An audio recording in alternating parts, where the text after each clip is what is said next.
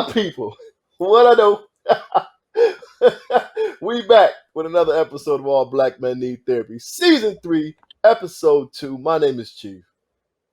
And I'm Bell. And I'm Prentice.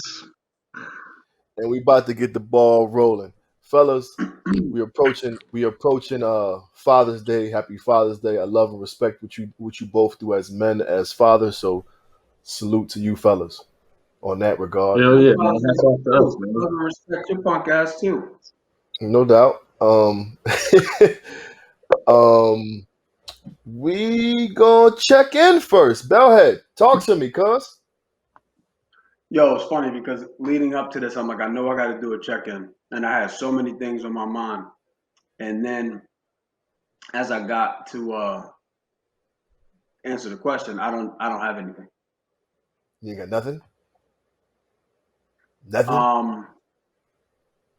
I got so much stuff going on that I don't know, like, what to say. Like, that's kind of where I'm at. All right. You know what I mean? So then let's do it. Let's do it like this. Mentally, scale of 1 to 10, where you at? Mentally, that's a good question. I'm in a good mental space, but from an operation, like from an operator standpoint, like in terms of things that I have to get accomplished, it's a lot. You know what I'm saying? That I'm juggling, but a good mental space. Like I feel good about where I am. I'm not overwhelmed to the point where it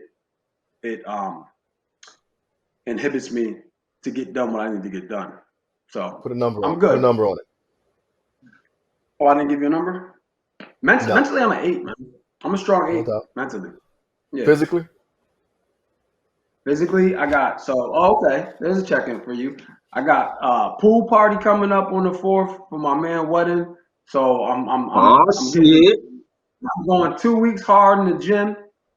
By gym, I mean jail home. You know what I'm saying? It don't take me long to get results, baby. You know what I'm saying? So 2 weeks and I'm good. Good Monday. Same thing. I'm gonna be at that same pool party, so you know what I mean. I'm trying to get right for it. You know what I mean. So I'm doing good on that regard. Mentally, I feel good, man. I'm like a 9. I'm solid. Like I feel real good. My kids are happy and healthy, and we're rolling. So I'm pushing through a little bit of adversity, but it's just like any other day. Keep the party balling. Keep the party going. Prentice, we saved you for last intentionally today because I know this episode is gonna be mostly about breaking down your recent experiences and whatnot. So it's a way for Bell and I to kind of show support for the homie and let him get some shit off his chest. And I think it's important that we as Black men in general take an opportunity to be there for your fellas when they need it and check in. I know we already know the story. We've heard the story. We've checked in before prior to this conversation, but I'm happy it's already public. So, but I'm happy we get to share it here and get to break it down together. You know what I mean? So, floor is yours, homie. Holla at us. Shit, man. Well, just for the mental check, man. I kind of feel like I can speak on it now because a situation has changed. So 3 weeks ago, my little sister, she suffered from cancer for years, man, bone cancer. And 3 weeks ago, we were given information that the doctor had said that she had about a month to live. This was 3 weeks ago because of the cancer. So a lot has transpired since then, man. She wanted to have a family get together the day after she found out the news, which meant that I had to go out to Sacramento and visit her, and I saw my dad, and people who've been tuned in know what that's like. So that was the first time I've seen him since conversation. We didn't speak, just kept that in passing. It was awkward. But I say all that to say that last week, we found out her chemo treatment took away 50% of the cancer. So just like that, 50% of the cancer is gone. And 3 weeks ago, we was expected for her to be here no longer than mid this month. So, I think that's just a testimony how God works. You know what I'm saying? And yesterday I went down to UC Davis. What's up? No, go ahead. I said yesterday I went to UC Davis because I had to get my blood drawn to see if I could be a stem donor because she's now eligible for a stem donation to see if we can get those cells rebuilt to kind of fight the spaces where, you know, the chemo treatment isn't working, man. So that has been just an interesting thing with me kind of having to put life into perspective. And I've never had anybody really close to me pass away other than maybe one or two people. So the way I view death is really, really different. So, you know, she's really, really important to me. So it was interesting, man. Flip side of I that is think. that I'm in, Hold on. what's up? I just want to say that when we had this conversation a couple weeks ago, I put on my positive hat. Was like, get P, stay positive. And you was real like, nah, the Yeah, doctor said, the doctor said, the doctor said. I'm like, fam, it's gonna be all right. I kept telling you that, fam. yeah. So it's great to hear that, that it took a turn for the better, yo. Yeah, man, it Come on. is. And the crazy part about that is that, you know, this has happened in the dynamic. You know, I'm still on the mental health check, man. I'm in the best position. You know, we're in the best position we've been as far as taking care of our family, which is great. You know what I mean? It feel good when you can take care of your family, man. So that's a good thing to kind of contrast what I've been dealing with there. But are we just going straight into the hospital? Yeah. Is that what we're doing? So Yep. so yeah, we can do that. So long story short, for those of you who may not know, who don't follow Prentice individually, and if you follow the podcast, Prentice recently had a baby, Shy, 2 and some change now, pushing No, she 3. 2 months 420. as of today. 2 months today. 420. I Today ain't the today the 20, today the 15th.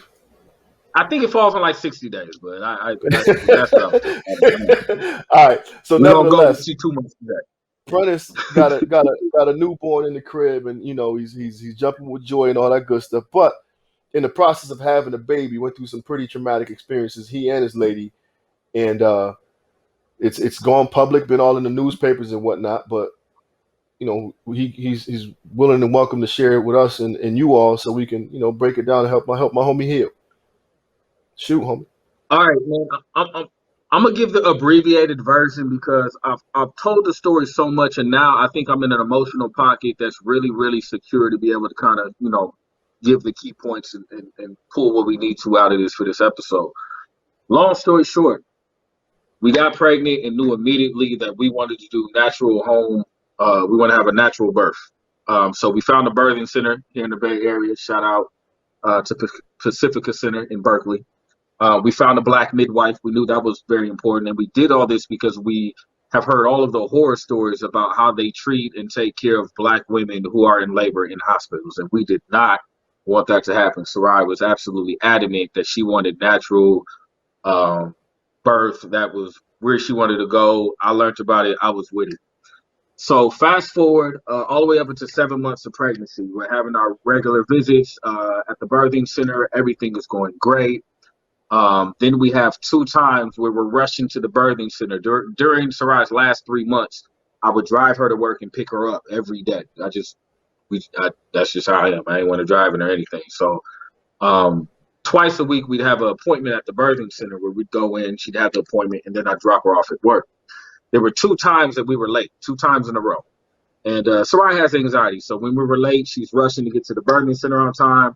Then she's rushing to get on work on time. Keep that in mind. So when they take her blood pressure reading, her blood pressure is high as soon as she gets there because she's nervous and scrambling and trying to get on time and trying to get to work. So this happened 2 consecutive times. So when your blood pressure reading is higher than it needs to be twice, it's determined that you can no longer have a baby at the birthing center and now have to be in hospital care because there's certain things they can't do at the birthing center that they can do at the hospital. So we started having to go to the hospital. And our very first experience, Sarai was really nervous. We're down. We're sad that we can't have the baby at the birthing center. And we go to the hospital and they hook her up to this machine because they have to check the fluid levels of the baby, make sure the baby's heart's beating, all this stuff. Um, so we get there to the hospital, and obviously Sarai's upset. This is just for a checkup. Obviously, she's upset because she's now been told that she can't have the baby at the birthing center, now having to go to this hospital. And after the first time, one of the doctors at the end of our appointment was like, we understand that you guys are coming from the birthing center, but we need you to take this very seriously because if you don't listen to the information we're giving you, your baby can die. Your baby will die. And that was what they said to us the first time we went in there when we were leaving the appointment. And it didn't click to us until we got in the car. And I was like, Wait, did she just say our baby is gonna die if we don't? You know what I'm saying? Like just the verbiage. It just was like it registered like 45 minutes later. So we were like, that didn't sit well with us. So we went back to the birthing center because we still have our checkups there. We just have to now go to the hospital as well. And once they saw that a couple of readings were at baseline, we were allowed to go back to the birthing center. So there was a couple of weeks where we thought we were not going to be able to have the baby at the birthing center, but because her blood pressure readings had smoothed out because we weren't rushing to the hospital, they were like, okay, everything seems to be fine, so you should be able to have the baby at the birthing center. But we expressed to them that we felt really uncomfortable about the statement that doctor and the nurse had made to us while we were there. And one thing we would notice when we would do our weekly checkups is that they'd use a lot of scare tactics in the hospital. They'd hook her up to a machine and they'd say, we need to track the movement of your baby to make sure everything's straight. But the problem would be we'd go in at 8:30 in the morning, and that's during the time that the baby would be asleep in Sarai's stomach. And Sarai would constantly tell them, like if we don't see readings for the baby's moving, it's probably because she's asleep, because she typically, she knows her body, she knows her baby, she knows when her baby sleeps. But they didn't really seem to ever listen. So they would say things like, oh, we're not seeing movement, so, this is concerning for us. If we don't see movement within, 15, 10 minutes, we may have to be talking about C-section. Keep in mind, we're just supposed to be going here for these readings, and we're still going to the birthing center. So now they're mentioning C-sections while we're only there for readings, and we're like, whoa, whoa. And then things would turn out to be fine. The baby would move. They'd see what they needed to see. But they would kind of plant these kind of like seeds of doubt or anxiety or urgency on us while this process was happening, which we just didn't like. So it got to a point where we were like, we don't want to go back to there at all, because every time we go there, they're doing these scare tactics. They're talking about C-sections. They're talking about the baby's not moving, all these things. And they're never listening to Sarai kind of talk to them about her body, her baby, and the patterns. So we have a couple of weeks where we're able to just, go to the birthing center mostly and only go there for checkups. But what happens is there ends up being a checkup at the hospital where they're showing that the baby's fluid levels are low inside of Sarai's stomach. So as a result of that, that means that the placenta could be failed. And because Sarai went 42 weeks, at 41 weeks, they were really concerned because you can only go up to 42 weeks. So that was a sign that the placenta may be failing because the fluid levels were dropping.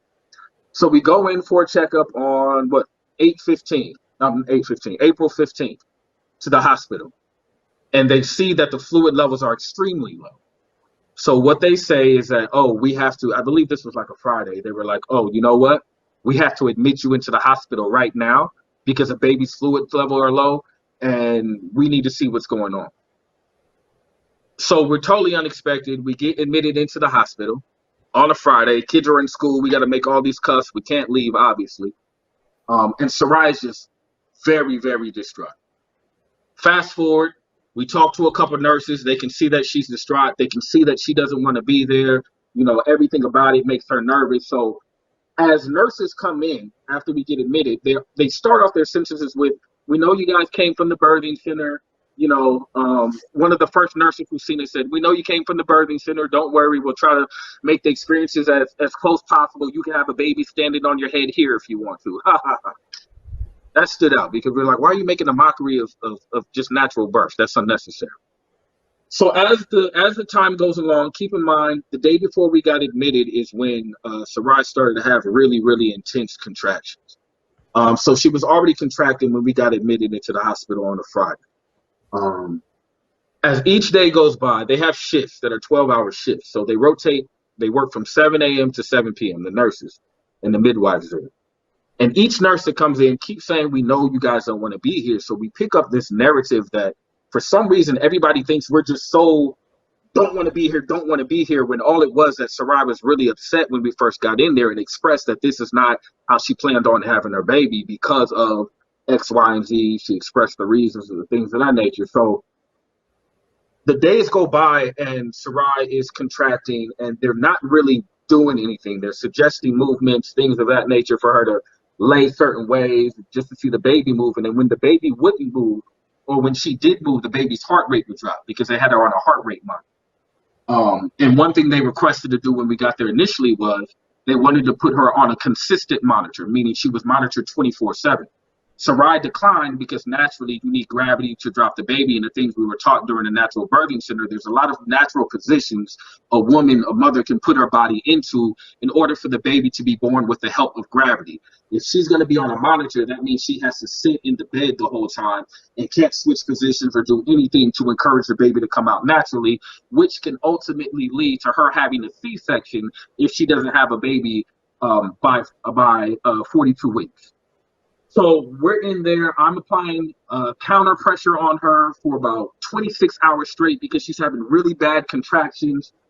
She declines the 24/7 monitoring because she wants to be able to move. They didn't like that. We can tell they didn't like that because they kept trying to push this consistent monitoring on us. So they made us sign like a refusal of service with the consistent monitoring, which seemed kind of odd.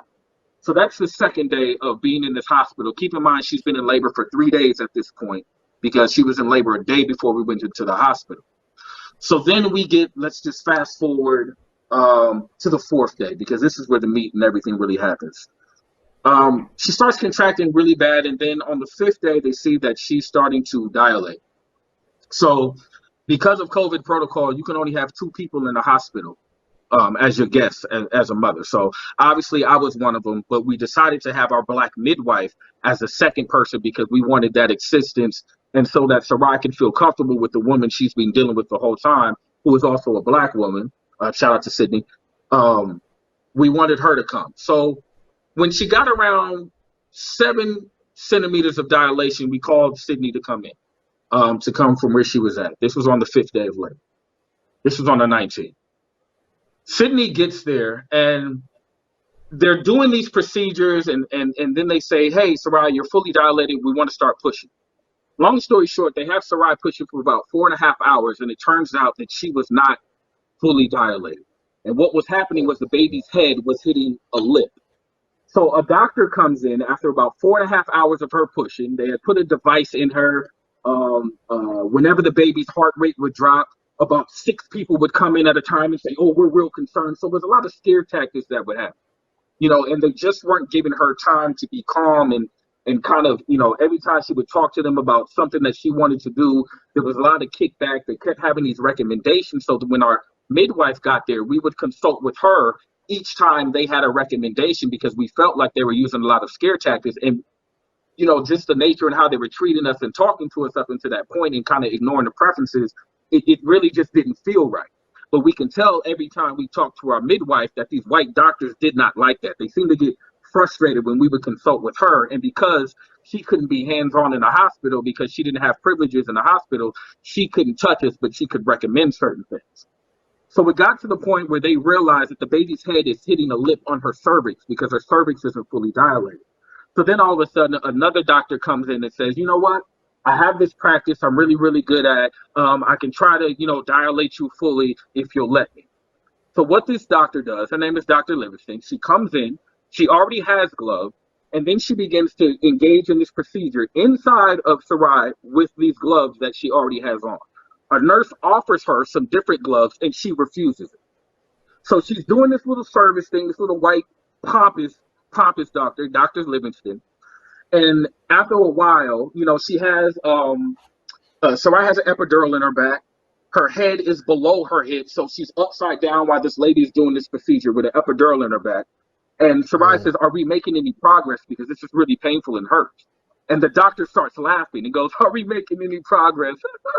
Like, just starts laughing like it was a joke, looking around at all the nurses like it was a joke. And we were like, wait, what's funny? And so Sarai verbatim, while this woman's fingers are in her vagina with these gloves that she did not switch out, says, so are we making progress or not? And the lady just kind of mimics her, goes, are we making progress? Well, we're working, and just has this pompous ass attitude. And then so Sarai asks to stop for a moment. It's like, can we stop? And the doctor gets mad and says, can we stop for what? And she's like, well, I just need a minute to breathe. And the doctor looks at her other co-workers, like nurses, and goes, she needs to breathe for what? Like almost as if she was, like this was high school and she was like a mean girl, like irritated. And we're sitting here like, I don't get this energy. So Sarai is like, I need you guys to leave. I need you guys to go. I need a minute to breathe. So long story short, The doctor who was in there gets mad, puts her hands on her hips, and walks out of the room. We don't give a fuck. Just leave. She leaves, blood. She's angry. She leaves and walks the fuck out of the room, the doctor. So at this point, Sarai is hysterical. She's crying, and I'm expediting the story because I know we don't have all the time to cover it. But long story short, we end up having to kick out 2 doctors because how they're treating Sarai and trying to use scare tactics.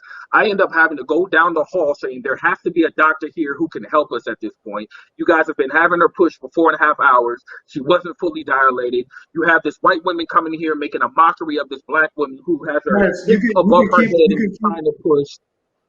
You're you can stretching keep on her going. cervix. You don't have to shorten the story. Tell your Oh, part, okay. right? I don't want you to. Yeah, tell your part. Okay, so I start having to curse, and then the third doctor, there's 3 doctors on staff. The third doctor comes in, and keep in mind, this is the 5th day. We've been advocating for ourselves. We've been refusing certain things they've been trying to suggest because we know the right things to get this baby to come out. We know we've been doing this for months. Sarai has been studying every day and has been so in tune with her body. So during this time, she's just meditating. We have the lavender oil on. We have the purple light. We're trying to breathe. And the doctor comes in and I'm like, look, this is fucking bullshit. We done had 2 pompous ass, racist ass doctors treating us like shit, laughing at her while in her vagina, scoffing. One walked out and just walked away. Another walked in and just started making decisions without even consulting with us. And we had to check her and kick her out. Somebody needs to fucking do something. You know what I'm saying? Like at this point, I got to be the angry black man by how they're treating us. But at the same time, I can't be the angry black man because if I know if I turn up too much, they may kick my ass out the fucking hospital and she's going to be left in there by herself. So I got to, you know how we got to put our anger in fucking pockets to make our point, right? Like when the objective is bigger than our current emotion. So I got to, I'm cursing this lady out, but at the same time, like these racist ass, white ass doctors are treating us like shit. And there's nothing you can tell me to tell me this ain't some racist ass treatment. This shit is fucking ridiculous. I've had 3 other kids in the hospital and I know this is not how treatment is supposed to work. So this doctor comes in and is looking at Sarai trying to breathe while she's still contracting and doing all this shit. And they told her not to be pushing at this moment. And she starts trying to encourage Sarai.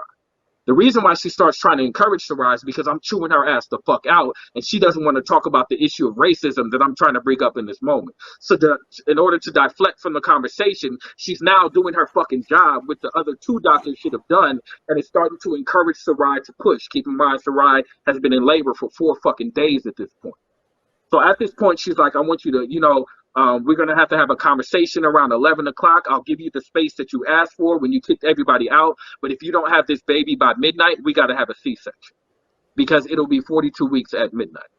So now somehow we've gotten to the point for Sarai having contractions on Thursday, getting them on Friday, going 4 days in the hospital, Friday to Monday, and no baby has come because they're constantly trying to promote their tactics and not listen to the natural suggestions that Sarai is making. At this point in time, Sarai is breathing. They encourage her to push. They say, chill, we're going to come back at 11. So we come back at 11, and the doctor just comes in and says, Sarai, give me everything you got. Right before, we got to settle this C-section. Sarai's like, I can't. I'm like, look, man, they trying to cut you open. Give everything you got. Let's go. So long story short, this doctor does her job. She pushes. It's 11:45. Sarai sees some hair, gets motivated, and I swear she mustered up the strength of black women. I've never seen no shit like this. The baby was born at 12:38. The baby was born 30 minutes after 12 o'clock when we had the scheduled C-section. While Sarai was pushing, all these doctors who have been with us, all the nurses for the last 5 days are coming in as it's getting closer. They're looking, they're doing all this stuff. It's a fucking spectacle in there. There's like 15 staff members in there. We get to the point where Sarai, the baby's head is out. I get to pull the baby out and place her on Sarai's chest. And then all of a sudden, everybody fucking leaves. Nobody's in the room. The baby is on Sarai's chest. And I'm looking around in the room. And nobody is in there other than me, Sarai, and our midwife. Everybody left as soon as the baby was born.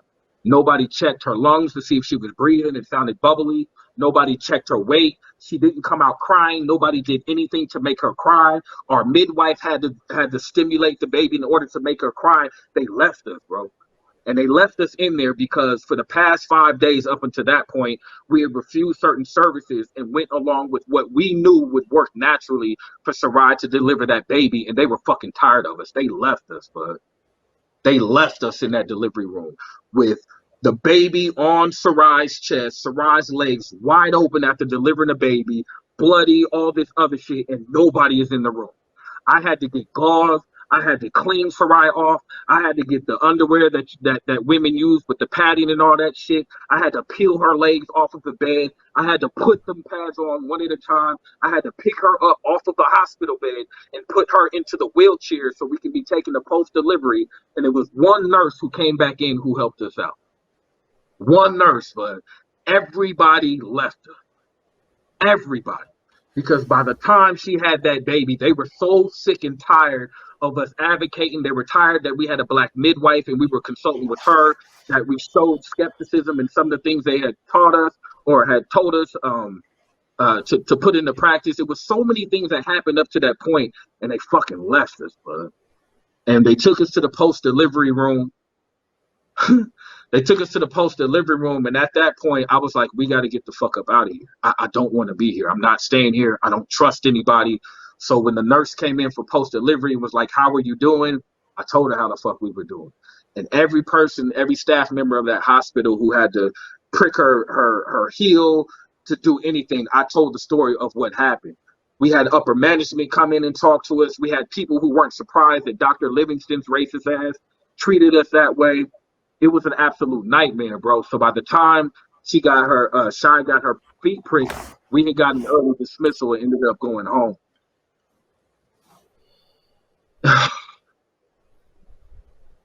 I still abbreviated partly because I don't even want to talk about all of this shit. You know what I'm saying? But I think the reason for bringing this up is that outside of the family court system and my son being allowed to go to Florida, I had never experienced racism on this level, bro.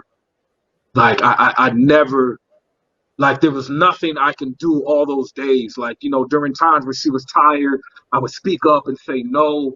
And I know they didn't like it, but I feel like they still got us. You know what I'm saying? Like they still were able to attempt to execute this unjust, racist ass behavior on another black woman in fucking front of me. You know what I'm saying? And I feel like even though I was her advocate that whole time, I couldn't prevent her from experiencing this because they took the joy of her first baby. You know what I'm saying? Like this is her first baby. Like this is my fourth. She can't get that experience back. And by the time we left that hospital, she was crying in tears saying she never wanted to have another baby again. And that was not in our plan. You know what I'm saying? Like, thank God she's healed and doesn't feel that way anymore. But it was so bad that she did not want to have another baby again, bro. Like they left us in that hospital room and didn't come back. And the irony that during that week that our daughter was born, it was Black Infant Mortality Awareness Week.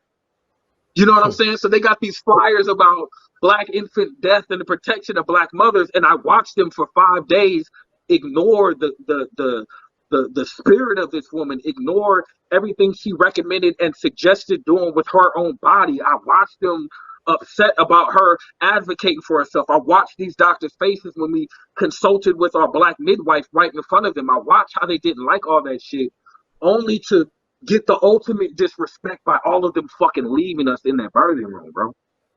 And bro,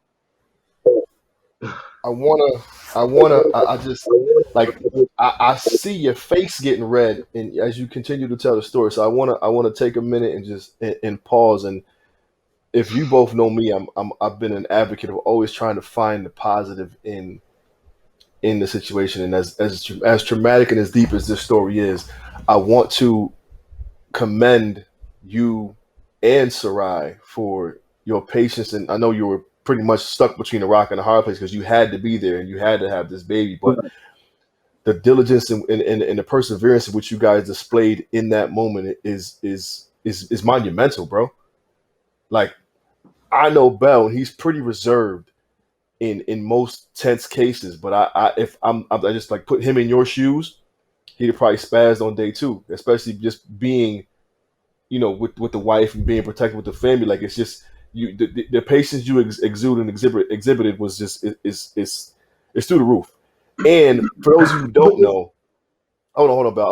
I want to give P a shout out too, because something he didn't mention, which I know wasn't part of the story, but we conversed and FaceTimed over the period of time when he was there, and P, goes home and gets the lights and hangs up the lights in the room and tries to make it as homey and as comfortable and as peaceful as possible for his lady. So shout out to you for doing what a good black man should do in those moments and really, really hold your lady down, man. And that's the part that obviously you didn't tell and people don't know, but to find a positive in this. This brother did everything in his power to bring as much comfort and peace and support for his lady in the perhaps most difficult time of her life, which was supposed to be one of the most joyous times of her life.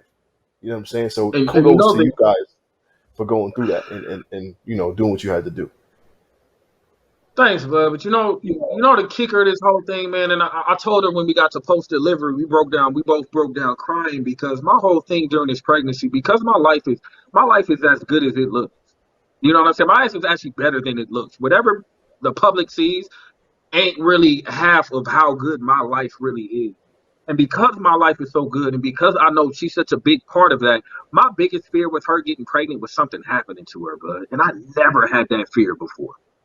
You know what I'm saying? Like, it was the fact that, you know what I'm saying, we plan this, it's happening, our money's straight, we not worried about not being able to provide. My biggest thing was, I don't want, like, this is such a big blessing. The only thing that can deter this was something happening. And because her biggest fear was having to have a baby in a hospital, when we got to that point in the hospital, I couldn't help but maybe beat myself up because of my fear the whole pregnancy. I was like, did I somehow manifest this situation because my biggest fear was, you know what I'm saying, like something happening to her during this pregnancy? I didn't know if I manifested it, because I fought it all pregnancy. Like, there were days where she'd be like, "What's wrong?" And I couldn't tell her, because I'm looking at her like, "I fucking love you. I don't want anything to happen to you." You know what I'm saying? Like, I just want you to be okay. And when we got into that space in the hospital, it was hard to keep a smile on my face and keep her encouraged, because the whole time I'm like, "Yo, P, like, manifesting is real. That's why your life is like this. Did you somehow, like, stress or worry yourself into this position for her?" I'm not sure if that makes sense. It Makes makes You get what I'm complete perfect saying? sense. sense. It So makes perfect sense. Just let me give you let me cut you off real quick, Prentice. yeah, Because we're gonna share some statistics on infant mortality, um, just so our listeners understand that this isn't something that you manifested, right? Like, you may feel like that, you may feel like you brought your own personal situation on yourself, but I promise you, that is a learned fear, right? It's not something that you created, and as a result, you are watching it play out. Unfortunately, um, and we're about to go full screen and show you some statistics. I'm gonna continue talking, but unfortunately, man, for these statistics that you see right here, right? This is why, right? Like, this is why you felt that way. Like, you're not dumb. You understand what you're up against, which is beyond your control, right? Like, there's nothing close, right? So there was reason and logic behind it. Now I say that, and I'll move on from statistics. As a black man, right? For me, one of my biggest fears, right? I actually had this dream last night or the night before. One of my biggest fears in life, in life, is being in a position where you can't protect, man, right?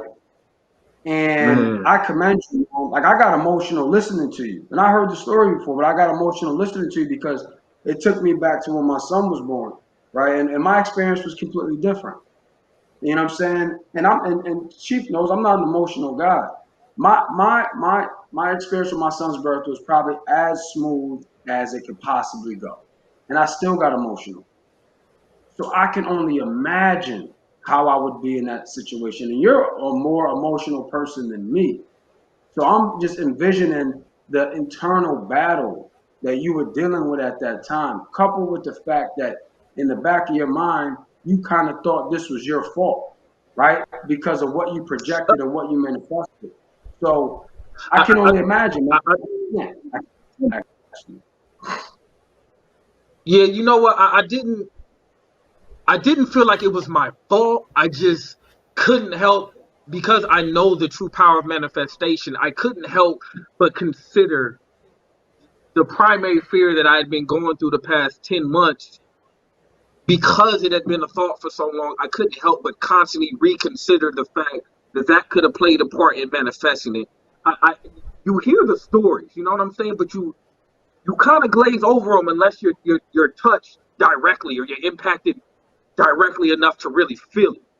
You know what I'm saying? So I look at the statistics and it makes all the sense. But when you, like you say, about like that position of having to protect and provide as men, the people we care about, it reminded me of buck breaking from slavery. You know what I'm saying? It reminded me when they took the father and beat him in front of the family. It reminded me of when they took the mother and raped her in front of the husband and children. You know what I'm saying? Like how they mentally dismantle our families in front of other family members, and how the system in the medical field is designed to do this. Like she behaves this way because she can. You know, Dr. Livingston at Alta Bates Medical Center behaves in this racist ass pompous way with black women because she can. You know what I'm saying? And the interesting thing was, once it went viral, when Sarai started talking about it, all the nurses on shift started hitting me in my DM. But they hit me in my DMs to express concern, but not only express concern, but then turn around and check and see if they did something wrong. You know what I'm saying? Like, They don't oh, I'm so complicate it. sorry to hear what happened to you. I was the nurse with the brunette hair and the short cut, and I was wondering, did I do anything to me? And it's like, oh, you feel a little bit of heat. You know what Mm-hmm. I'm saying? So you're not really concerned if you're That's not concerned about CYA. what happened because you see this That's shit happen. absolutely CYA. Absolutely. Yeah, that's Yeah, yeah. cover your You ass. see, you're some of the nurses that are in here while the doctors are behaving this way who aren't saying anything to them about their behavior.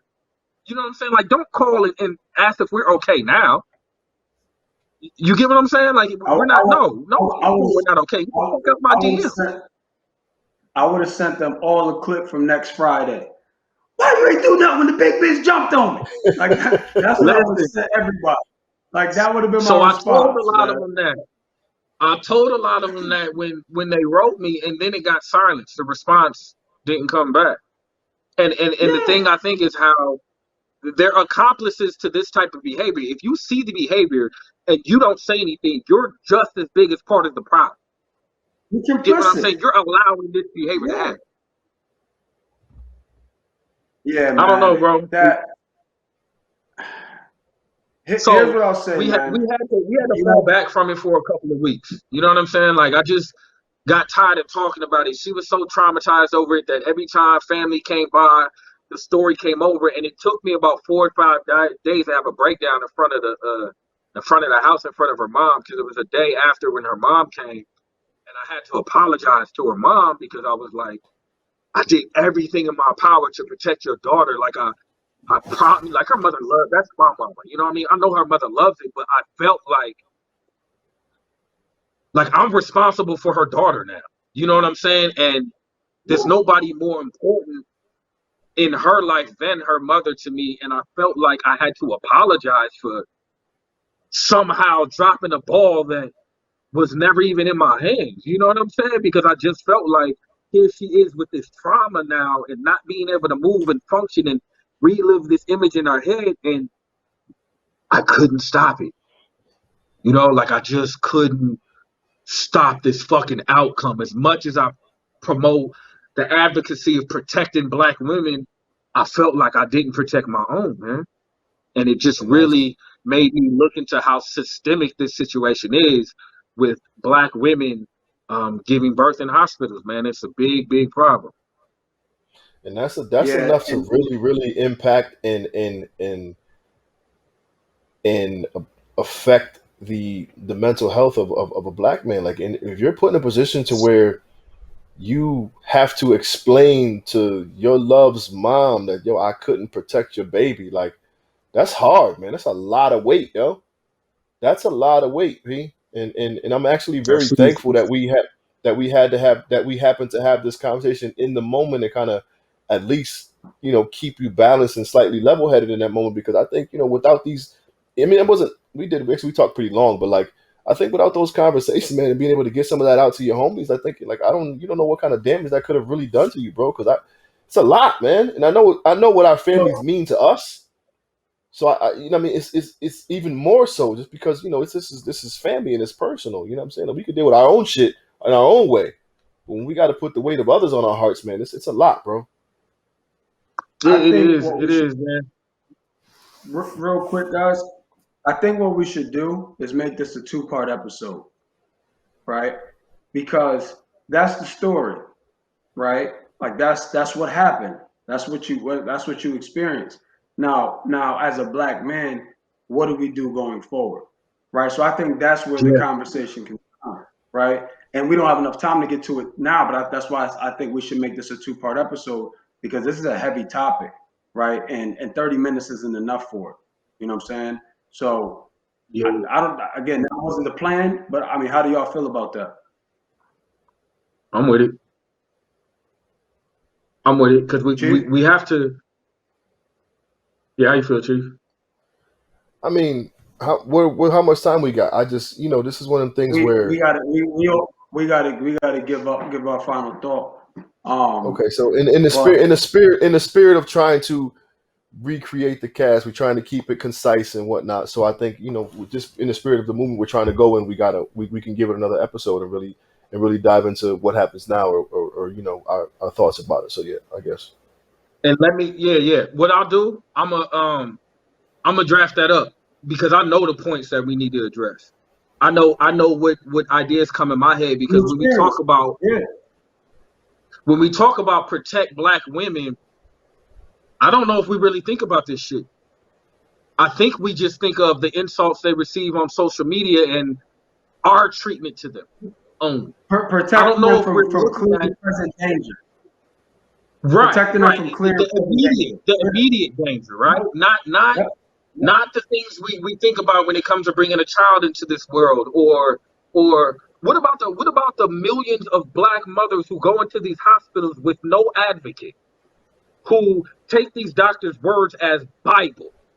You get what I'm saying? When Or they have a hatred towards who you are. or in addition to that, going there by themselves. Yeah, we'll say with no That's the whole significant point. other. Yeah, with no Yeah. advocate. With no Yeah. advocate. Doped up off of these meds like they had her. She had me there. There's a lot of women who don't have this. So there's a lot of doctors, there's a lot of situations in hospitals like Alta Bates who place themselves in communities of color, one. You get what I'm saying? These are in communities of color.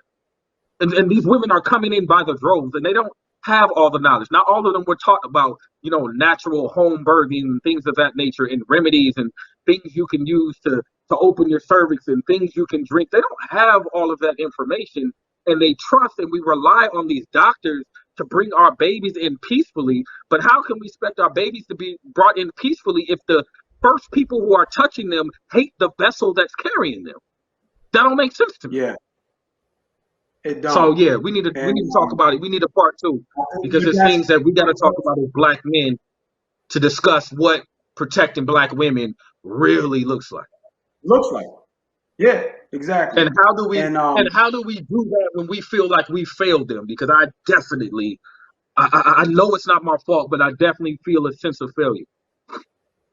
I tell you like this, man, we got you, bro. That's what I tell you, right? And I know you're not the only person that has experienced something to this degree.